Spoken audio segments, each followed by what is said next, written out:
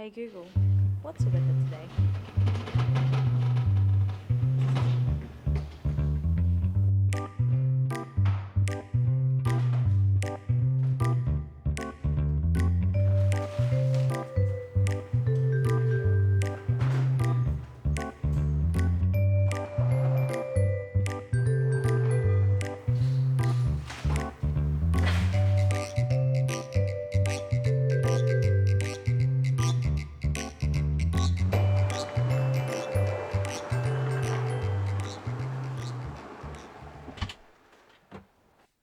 Right now in Melbourne, it's 30 degrees and sunny.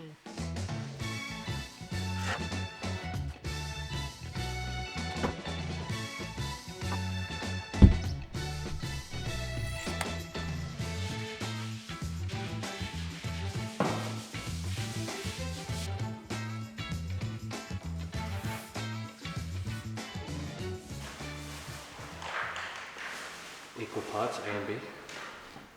After thoroughly cleaning the floors, we're patching up all visible holes and cracks on the floor to even up the surface. We're using Fast Patch by Rust-oleum, and within hours the product is dry and ready to be sanded down.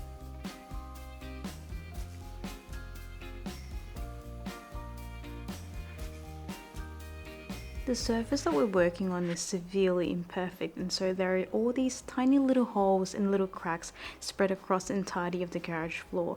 And so what we're aiming for is to focus on the larger, more noticeable, more visible cracks and holes to save us our time and perhaps our sanity.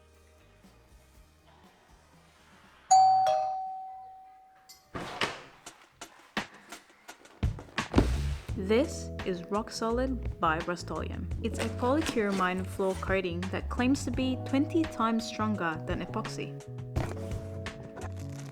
This 2.5 gauge coating kit includes 2 packets of concrete etch, 2 packets of decorative chips, 2 burst pouches of pre-tinted polycuramine, and 2 230mm foam rollers.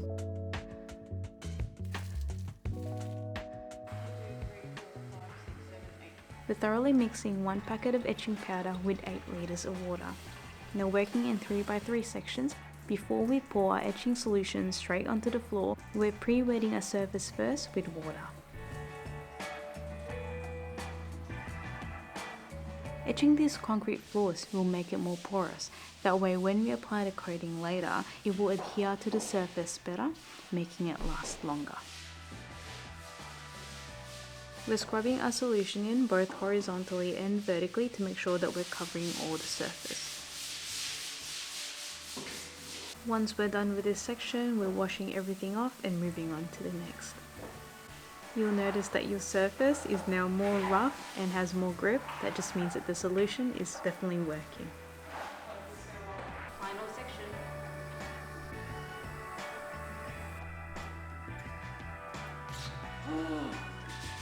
This was no easy task, especially in the heat. So bring with you some good company and together learn and enjoy the process.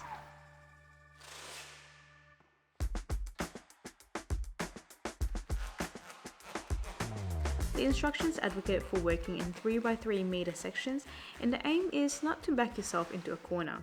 Because there are no identifiable markings or lines on our floor to follow, we mark the sections with green painter's tape on the skirting and simply work the way from left to right. To prepare our polycuramine, we're first going to massage the pouch to break up any clumps we might feel in the liquid.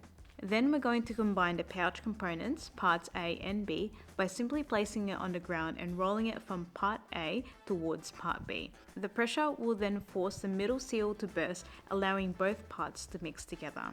Then we're thoroughly mixing the material by shaking the pouch back and forth for roughly 2 to 3 minutes. Once a polycuramine is activated, depending on the temperature we're working in, the pot life will last between 45 minutes to 1 hour. This is a nice colour.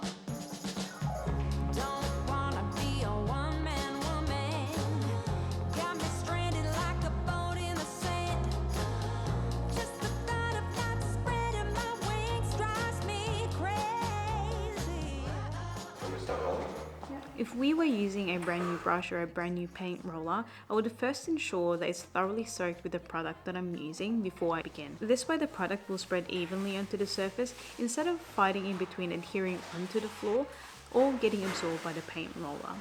A way to do this is to simply pour enough product onto the floor to begin with, and to keep an eye out on the appearance and the feel of your rollers as well.